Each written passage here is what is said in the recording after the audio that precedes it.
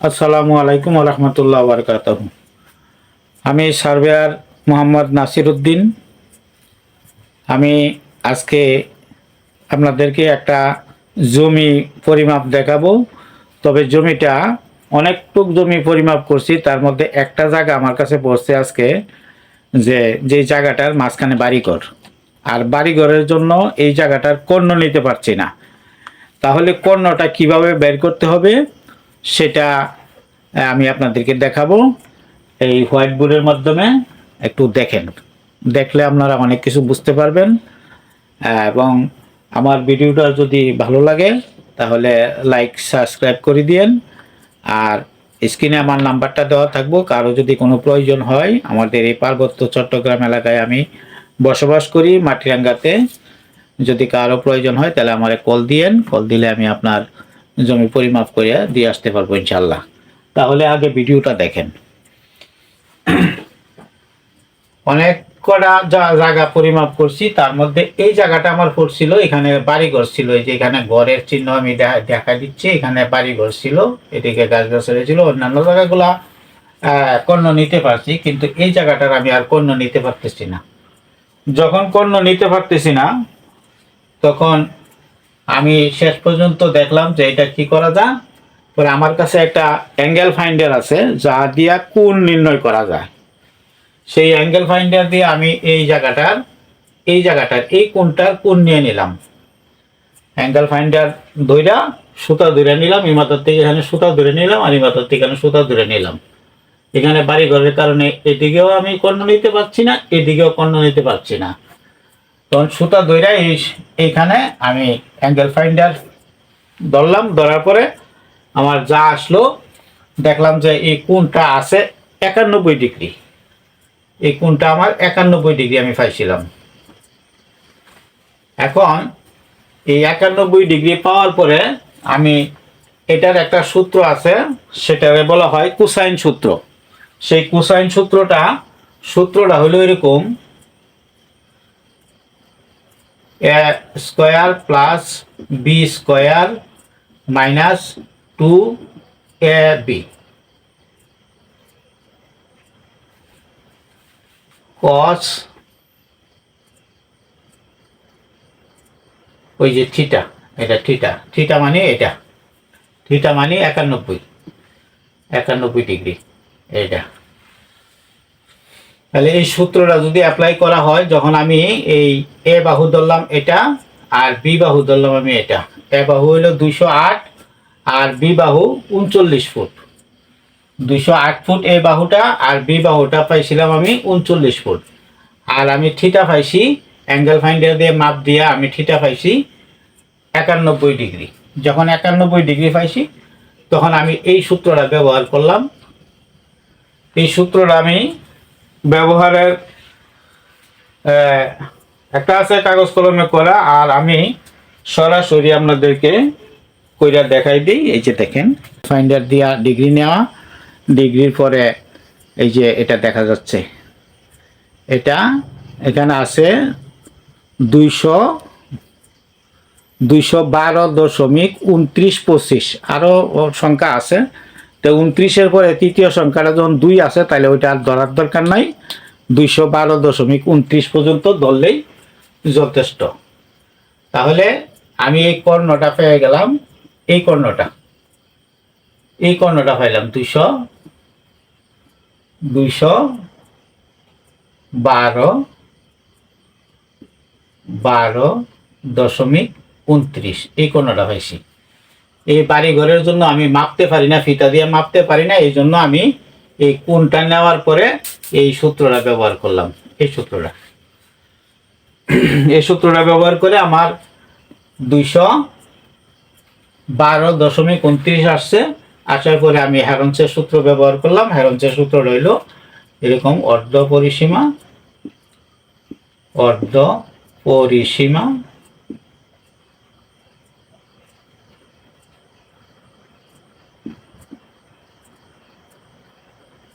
সমান A plus B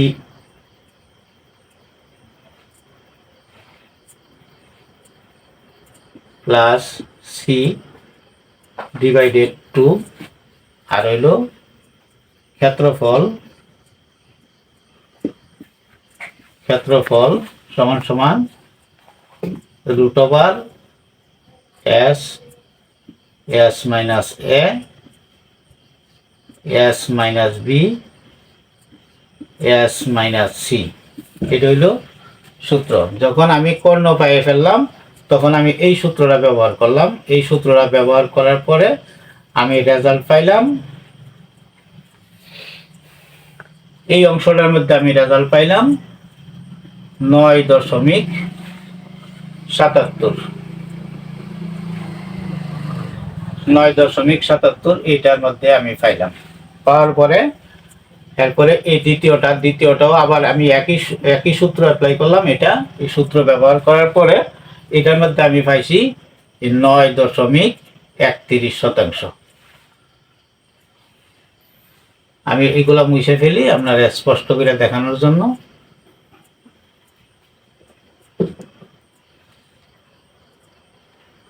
নয় 9.77 আর এটার মধ্যে পাইছি 9.31। তাহলে দুইটা 9.77 আর হলো 9.31। তাহলে 7 আর 1 হলো 8, 7 আর 3 10 0, হাতে আছে 1, হাতের 1 9 9 18 1 19। এখানে এই দুইটা প্লটের মধ্যে এই প্লটটার মধ্যে দুইটা ত্রিভুজের মধ্যে 19.08% জায়গা আছে।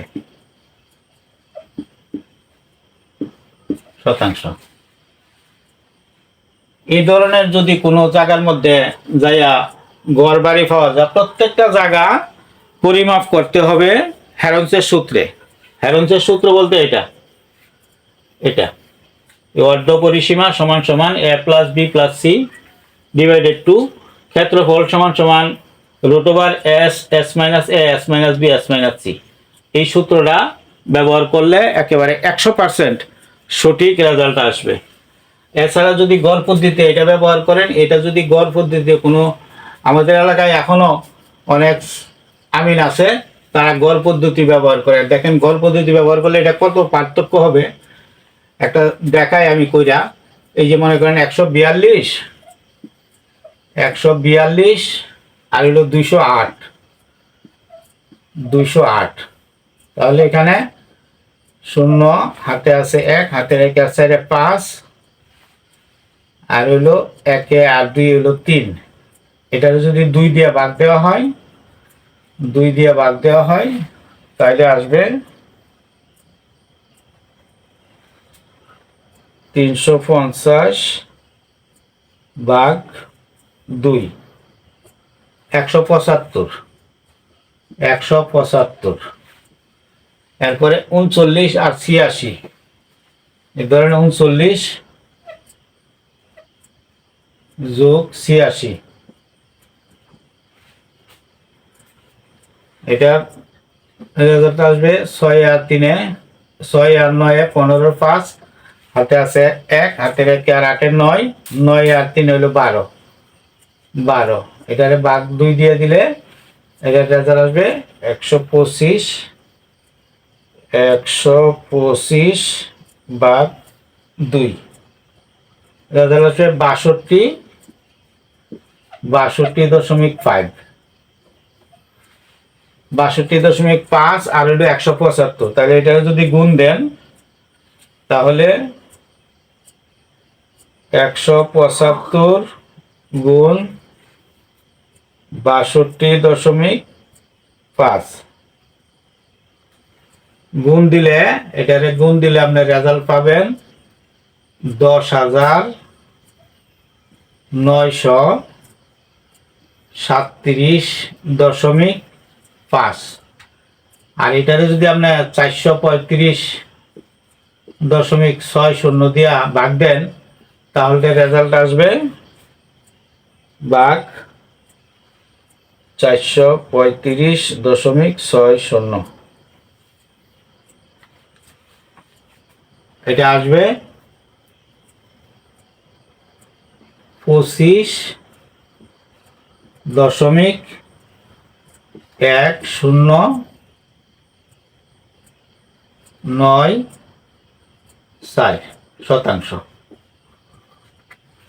তাহলে এবার দেখেন এখানে 25 শতক জায়গা আছে, 25.10, এই তৃতীয় সংখ্যা 9 আছে, তার মানে এখানে 11 ধরা যাবে, এখানে 11, তাহলে 25.11 এই জমিটা গড় পদ্ধতিতে মাপলে আসবে। তাহলে 25.11 যদি হয়, আর আমি সঠিক পদ্ধতিতে মাইফা দেখাইলাম, এটা জায়গা আছে 19.08, তাহলে 25.11 আর সঠিক পদ্ধতি আছে 19.08। এটাকে যদি মাইনাস করেন,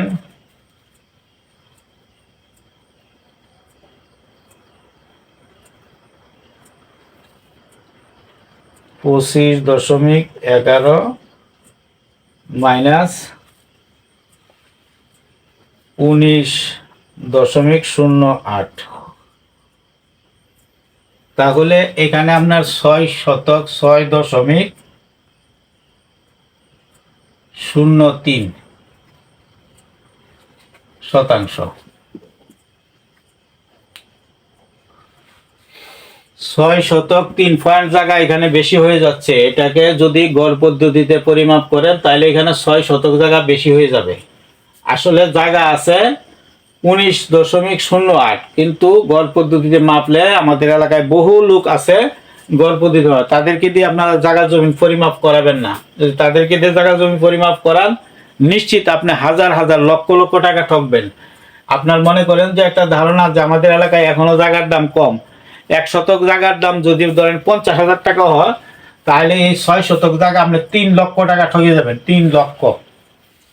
যেহেতু আমার ভিডিওগুলা দেখলে মোটামুটি কিছু শিখতে পারবেন, জানতে পারবেন, এবং সঠিক আমিন যারা, সঠিক সার্ভেয়ার যারা জ্যামিতিক সূত্র ব্যবহার করে, হেরানসের সূত্র ব্যবহার করে জায়গা জমি পরিমাপ করে, ত্রিভুজায়ন পদ্ধতি, তাদেরকে দিয়ে জায়গা জমি পরিমাপ করাবেন, ইনশাল্লাহ সঠিক পাবেন।